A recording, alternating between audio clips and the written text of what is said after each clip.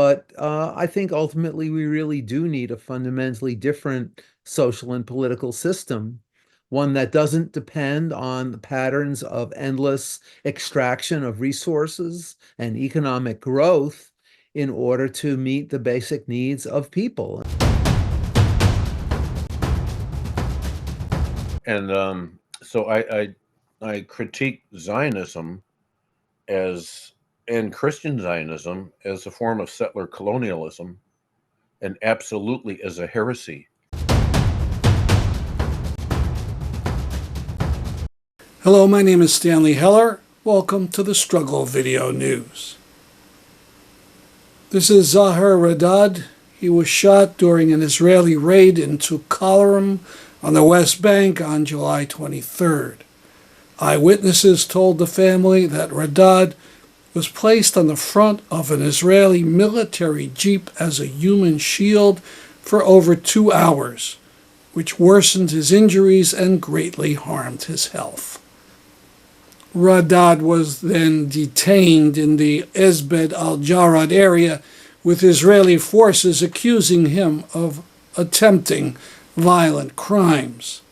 After a month of suffering, he died in prison on August 25th. His family had been told nothing about his condition, and he died without any of them around him. His body has been kept by the Israelis to further punish the family and perhaps to be used as a bargaining chip. Raddad is one of 23 Palestinian prisoners who have died in jail since October of last year. The Israeli paper Haaretz revealed that the Israeli prison commissioner visited an Israeli terrorist serving 3 life sentences for a hideous murder of 3 Palestinians in the Dawabsha family, including an 18-month-old baby. The prison commissioner met with this prisoner, whose last name is Ben-Uliel. Ben-Uliel was convicted by an Israeli court of firebombing a random Palestinian home in 2015. The prison commissioner met twice with Ben-Uliel and then relaxed prison conditions for him and allowed him to have emotional support phone calls with Rabbi Dov Lior. Lior is as vicious and violent as any Kahanist rabbi in Israel. This is an important article in Haaretz. It explains that high government officials, including men who tried to blow up the Dome of the Rock decades ago, are using new means to accomplish their mad goal. They want to restore their own version of Judaism, focusing on animal sacrifice in a new temple. We'll link to the article at thestruggle.org in the archives, Palestine/Israel. Now an interview with Brian Tokar, who will be speaking in Connecticut on September 14th. I'll be speaking to Brian Tokar. He's an activist and an author and a faculty and board member of the Institute for Social Ecology. He'll be speaking at a meeting of Promoting Enduring Peace on Saturday, September 14th in the mid-afternoon, 3 p.m. in the Unitarian Universalist Society in Hamden. Good afternoon, Brian. Good to be with you, Stan. Thanks so much for setting up the talk and for talking with me today. So let me first ask, what is social ecology? Well, social ecology is a very holistic outlook that brings together currents from political analysis, history, philosophy, anthropology, and currents of radical social thought, drawing on a number of traditions. It was first developed by my teacher, Murray Bookchin, who was one of the founders of the Institute for Social Ecology, in his writings going back to the mid-1960s, really before there was even what anybody would call an environmental movement in the US or anywhere in the world. And he was really one of the first people to articulate the notion that ecological problems, which were increasingly present and increasingly problematic during that period, that ecological problems are fundamentally social and political in character, and that we need a radical social transformation, both in our thinking and in our politics, in order to be able to address those problems. We just celebrated just last weekend the 50th anniversary Ah, of the founding of the Institute for Social Ecology here in Vermont. very good. Now, promoting enduring peace was first created in 1952 to deal with and work on the dangers of nuclear war. So, as the climate grows more and more unfriendly to human life, what is the connection between our climate problems and the military and war? Well, this is a compelling question, and it's one I first became aware of, I think, back in the early 1990s, around the time of the elder Bush administration's first attacks on Iraq. And during that war, the first Iraq war, there was just the first glimmerings of a literature on the devastating environmental impacts of warfare in that war zone in particular, and warfare in general. And in those days, organizations, high-profile organizations like Greenpeace even, were starting to pay serious attention to this problem.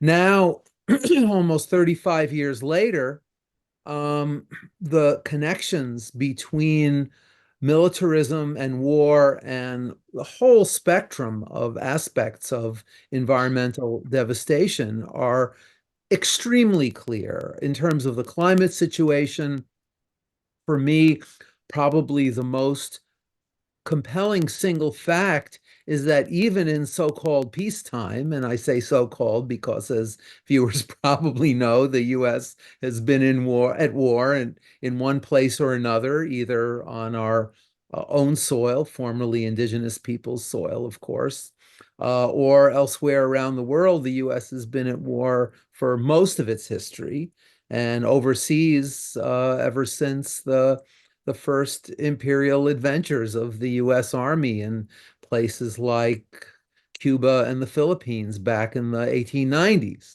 So peacetime is a relative term, but even when there isn't overt warfare underway, the US military is the single largest user of fossil fuels in the world. If the US military were a country, it would easily be in the top 25% of fossil fuel consuming countries, up there with the bigger Scandinavian countries, for example, Norway and Sweden. And of course, Norway has its own large fossil fuel industry. So we're not talking about small players in fossil fuel production and development.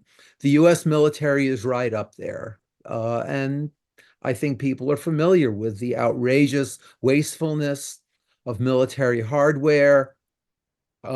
Folks just over the Green Mountains from me in Burlington for many years have been fighting the sighting of the F-35 fighter planes at the Vermont National Guard base and the Burlington Airport.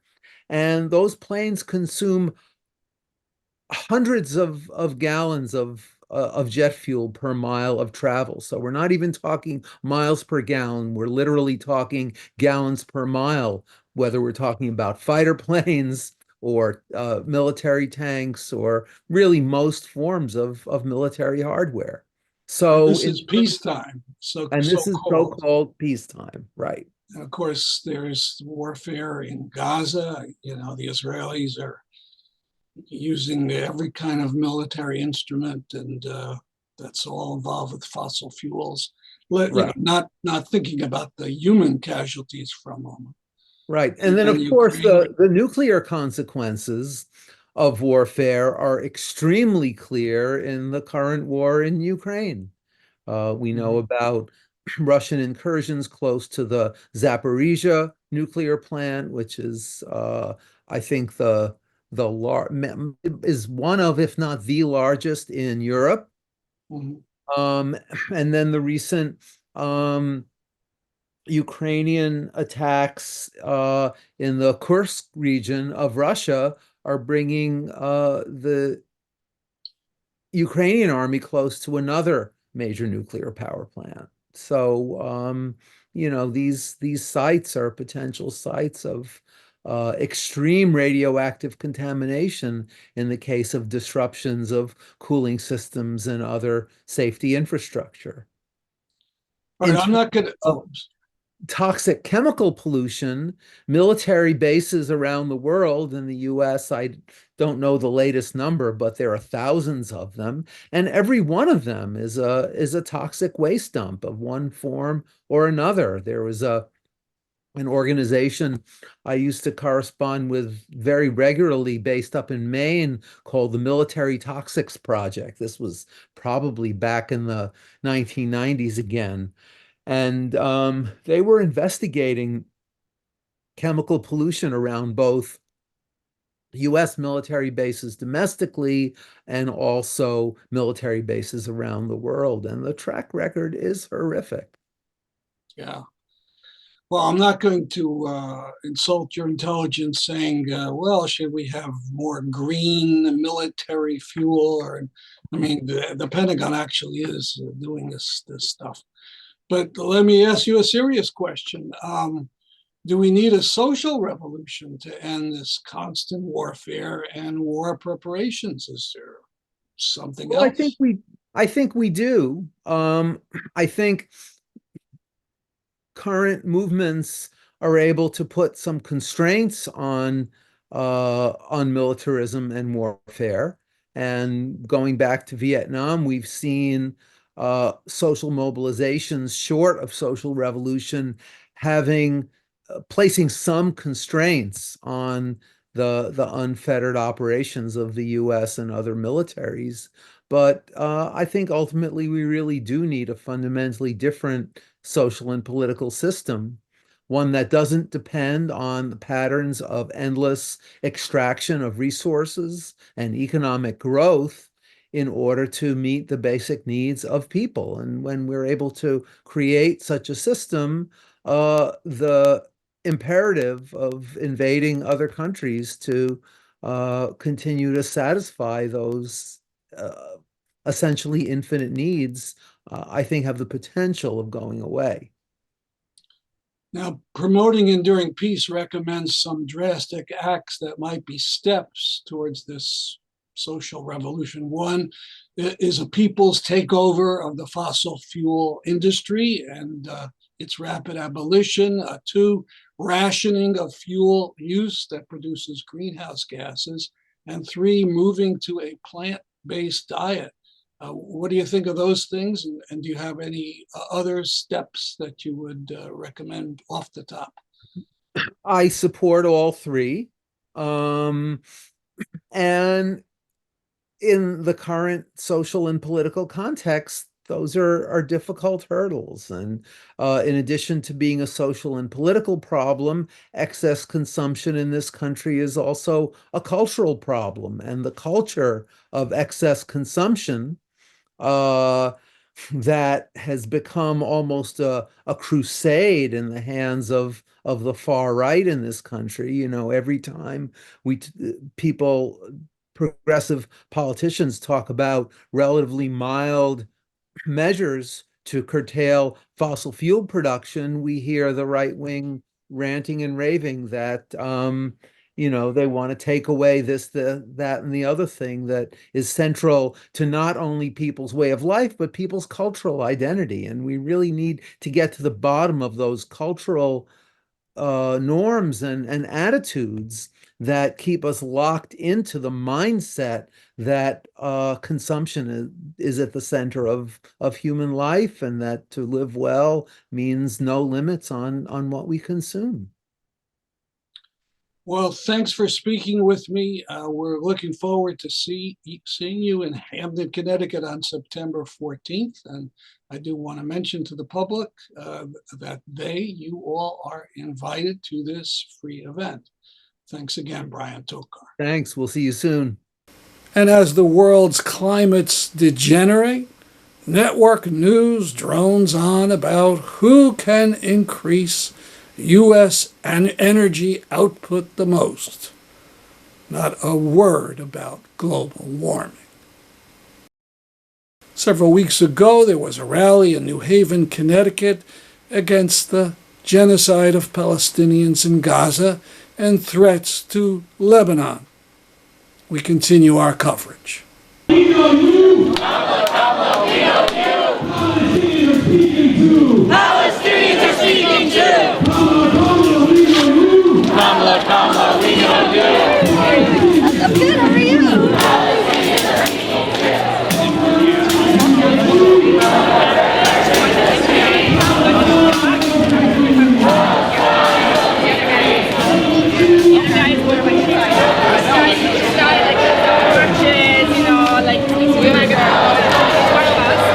Hi, my name is Isabella Dao.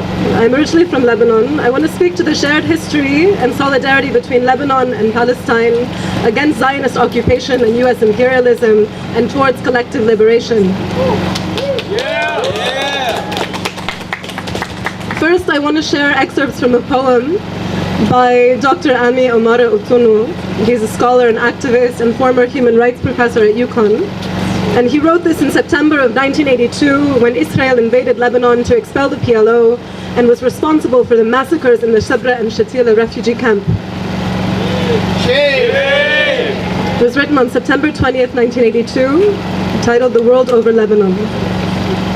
The gods of power invaded and unleashed their proxy, the sectarian hounds, to shred and maim to death already vulnerable refugees. After the reservoir of arteries was ripped asunder, the world contrived to heap words upon corpses. The world was awake through it all. The shredded flesh was televised to the world every day.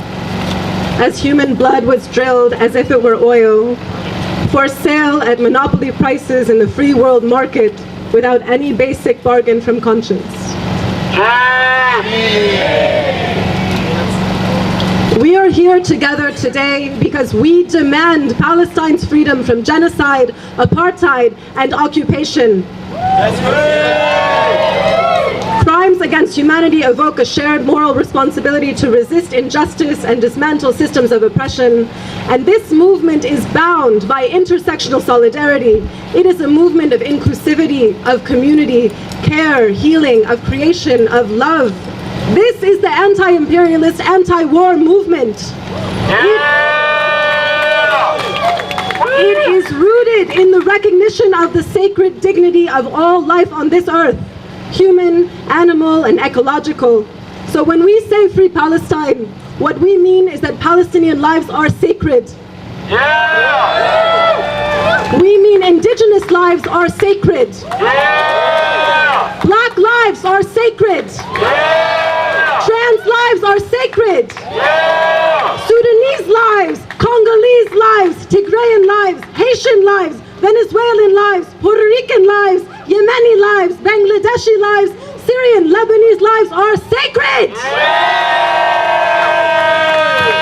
Because as James Baldwin said, the children are always ours. Every single one of them, all over the world. Yet the US and Israel are waging a war on the children of Palestine, whether by targeting them with a sniper shot to the heart, dismembering them beyond recognition, starving them, murdering their loved ones, destroying their sense of safety, and violating their rights to education, food, shelter, and play. Shame. I don't have children of my own, but the students and families I work with every day are from Syria, Democratic Republic of Congo, Afghanistan. They know this kind of fear and insecurity from forced displacement, and I see their faces reflected every day. And as I witness the daily atrocities inflicted on Palestinian people, my heart breaks over and over again, but I am only a witness. But to be a witness comes with a responsibility. Speak out, oppose the injustice. This is especially potent for me because it affects my country of Lebanon and the people that I love.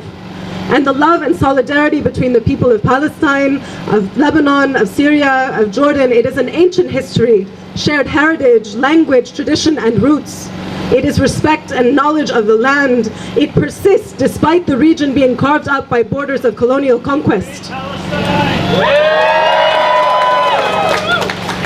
And as the settler colonial Zionist project of the past century was premised on the violent dispossession of indigenous Palestinians from their land, the past 10 months are only the most recent horrific escalation of the ongoing Nakba. Since October 7, the Zionist entity has also been fighting on Lebanon's southern border, where Hezbollah has maintained a solidarity front. In southern Lebanon, 100,000 people have been displaced, 500 killed and several hundred injured. Israel's illegal use of white phosphorus has scorched 5 million square meters of land, destroying olive groves, causing irreversible damage to ecosystems central to survival and indigenous traditional livelihoods. The Israeli defense minister threatens to send Lebanon back to the Stone Age as they have done to Gaza. And while the genocidal assault on Gaza is unrelenting, Israel has also now targeted top officials of Hamas, Hezbollah, carried out assassinations in Beirut and Tehran, violating the sovereignty of both Lebanon and Iran. This is not unprecedented, but indicates that Israel is emboldened to escalate and provoke a wider regional conflict. So the US government, whether Democrat or Republican, maintains unconditional support for Israel because it secures US imperial interests in the Middle East to facilitate proxy wars and surveillance operations. Israel is the invention of empire. It is the manifestation of colonial power informed by racist, Islamophobic, Orientalist logic to justify the dehumanization of Arabs and Muslims and normalize death and desecration of their bodies. The US and Israel mirror each other as perpetrators of terrorism. From hyper-militarized borders, police violence, and surveillance technology, this is one machine designed to uphold imperialism, capitalism, and fascism. We are here, united with liberation movements rising around the world to demand an end to the current world order. Another world is possible if we dare to imagine a future beyond empire, a future beyond borders. The people united will never be defeated. The people united will never be defeated. The people united will never be defeated. The people. A former Christian Zionist who now strongly opposes it is Don Wagner. I'll be speaking to Don Wagner, who is an ordained Presbyterian minister who has been active for many years on support for Palestinian rights. And I heard him speak way back in the last century, in the 1980s. And I was so impressed then.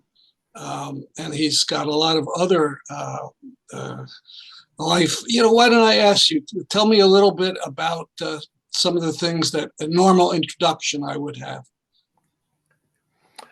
Well, I mean, yeah, I'm very active with the Presbyterian Justice Network on Palestine. I taught Middle East politics and history and for 15 years and lost that position because of my position on Palestine, pressure from the Jewish Federation and others. And I was national director of Friends of Sabeel North America, which is aligned with the Sabeel ecumenical liberation theology movement in Palestine. And I've written 6 books, the last being the memoir. Okay, and I'm going to hold it up here. Okay, there it is. And to some, it may seem an odd title, Glory to God in the Lowest. The subtitle is Journeys to an Unholy Land. But what do you mean by Glory to God in the Lowest? Yeah, not everyone likes it. including the publisher. So it's going to have a new title in the second edition, which will come out in January, February. But the idea is, the normal phrase that the angels sing at the birth of Jesus, that is also in the Hebrew Bible, is glory to God in the highest. So liberation theology is a call to the grassroots, to the poor, to the victims of injustice. So this is what I learned in my move as a young guy out of Christian Zionism, when I got politicized during the Vietnam War, served in a black church, and had to deal with my white privilege, and then Palestine. So it's a call to learn from, honor, and respect the victims of injustice. And in liberation theology in South America, they have a term, the preferential option of the poor, that God is with the poor and calls us to solidarity with them. So that's the idea. Now, I hope this will be one in a series of interviews about this book. So I want to start when you were young. You didn't grow up in a liberation theology family, is that right? For sure. I grew up in a very conservative, very simple family. My dad served in World War II, and I didn't see him for 3.5 years because he was in Europe. And my beloved grandparents and my mom really raised me during those years, and they were very end time Christian Zionists. So I got that, and I began to see holes in it when I was around 13 or 14 and left that. No longer bought into the rapture and that end time stuff. And then eventually I got another type of Christian Zionism, which is the mainline liberal Protestant, Reinhold Niebuhr and all that. When I went to seminary, I got that at Princeton. And it basically says that because of the Holocaust, we need to stand with the Jews, which I do, and I always will. But it sees the modern state of Israel as the answer to the Holocaust. Let me go back if I could. Yep. I'm a Jew, so I don't know that much about Christianity, very little, but I did study history, and I don't remember in medieval times or in the Renaissance anybody talking about bringing the Jews back. I mean, I'm talking about religious people, bringing the Jews back to the Holy Land or that area. When did this idea come around intellectually? It evolved gradually after the Reformation, the Protestant Reformation, and it initially is a Christian concept.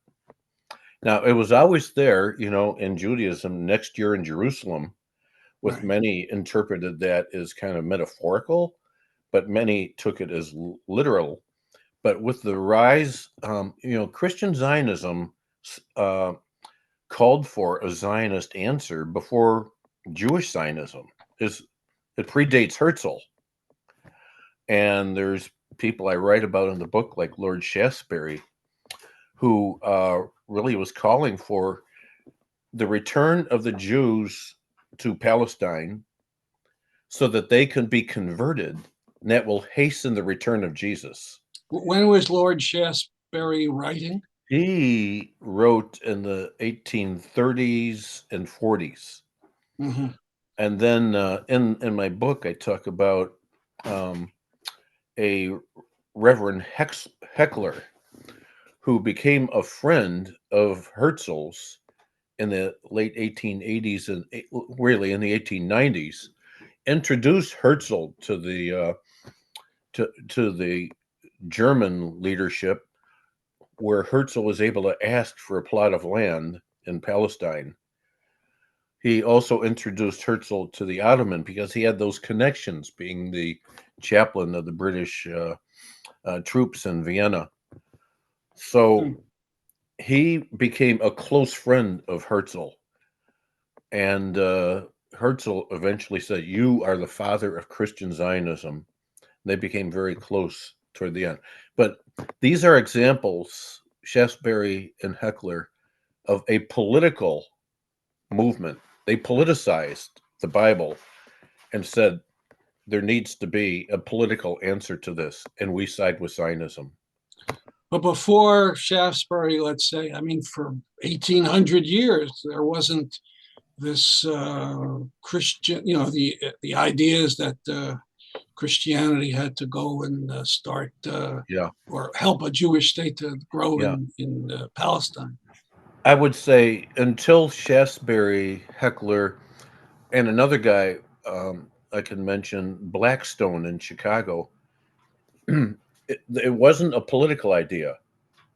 It was more of a religious, theological idea that we need to get the Jews to Palestine and evangelize them so Jesus will return faster.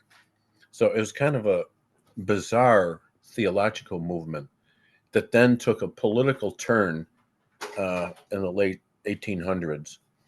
And I write about William E. Blackstone, who was from Chicago, and he organized the first lobby in the United States in 1891 and 1892, where he had a national petition drive that was promoted in the major papers.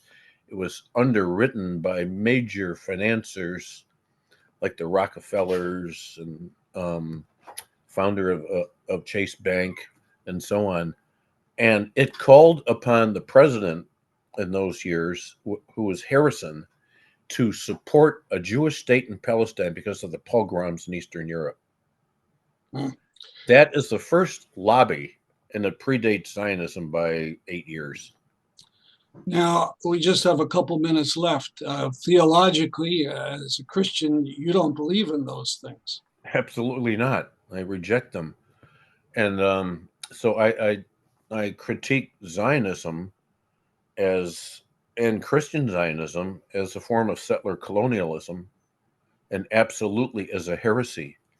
Cherry picking certain verses from the Bible, just one group strings out this end time theology, which is very dystopian, that leads to the Battle of Armageddon and the return of Jesus as a military warrior to defeat the Antichrist. That's an absolute contradiction of the Jesus in the Gospels that I read. Or it's the post-Holocaust type of Christian Zionism, which we call kind of Zionism hiding in plain sight in the churches, in the mainline churches, that because of the Holocaust and our guilt, and Christians have plenty of guilt for the history of anti-Semitism, that now the answer is to support the state of Israel uncritically. So we get Biden and the mainstream Democrats. It's easy to silence the churches in a time of genocide, as we see now, just by making them feel guilty about anti-Semitism. So the unconditional support of Israel is a liberal form of Christian Zionism that is still rampant and to be dealt with. You talk about cherry picking. I mean, I'm thinking about the what do they call them? Religious Zionist Jews. Yeah. Smotrich and Ben-Gvir, the Kahanists, who will take all, you know, the kind of vicious parts of religious teachings and, you know, string them all together and come up with this hideous formation they have now. Well, it should be no surprise that Christian Zionists like Reverend John Hagee of Christians United for Israel support Smotrich, Ben-Gvir in this vision.